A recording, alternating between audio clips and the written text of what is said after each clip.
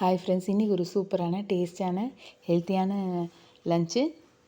Beans, carrot, meal maker, இஞ்சி பூண்டு, வெங்காயம், தக்காளி எல்லாம் போட்டு இதுக்கு ஒரு மசாலா அரைச்சி போட்டேன். சூப்பராக இருந்தது. பட்டை, கிராம்பு, ஏலக்காய், பிரிஞ்சி இலை, அன்னாசி மொக்கு, சுருள் பட்டை, ரொம்ப டேஸ்ட்டாக இருந்தது. எல்லாத்தையும் நல்லா ட்ரை ரோஸ்ட் பண்ணிட்டு அதோட கொஞ்சம் 2 சோம்பு, தனியா இதையும் நல்லா ட்ரை ரோஸ்ட் பண்ணிவிட்டு மிக்சியில் நல்லா பவுட்ரு பண்ணி இதில் ஒரு ஸ்பூன் சேர்த்துக்கோங்க. ரொம்ப டேஸ்ட்டாக சூப்பராக நம்ம ஹோட்டலில் விட ரொம்ப டேஸ்ட்டாக நம்ம வீட்டிலே நம்ம பிரியாணி பண்ணலாம். அந்த மாதிரி டேஸ்ட் நல்லா இருந்தது.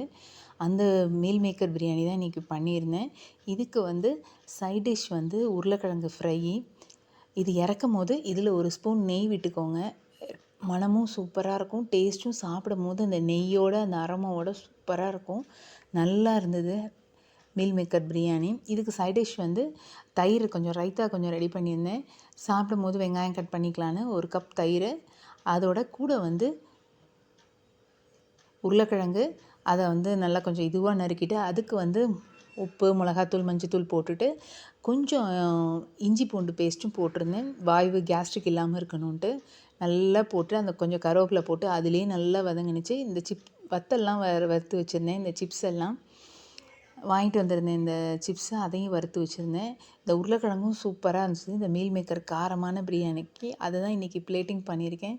மீல் மேக்கர் பிரியாணி, உருளைக்கிழங்கு ஃப்ரை, ரைத்தா, அந்த சிப்ஸும், இந்த வீல் வத்தலும், அந்த ரவுண்டு சிப்ஸும் வச்சுருந்தேன். சூப்பராக இருந்தது. கண்டிப்பாக நீங்களும் ட்ரை பண்ணி பாருங்கள். உங்கள் வீட்டில் உள்ளவங்களுக்கும் செஞ்சு கொடுங்க. பிடிச்சிருந்தா செட்டிநாடு வேர்ல்டு லைக் பண்ணி சப்ஸ்கிரைப் பண்ணுங்கள். தேங்க்ஸ் ஃபார் வாட்சிங்.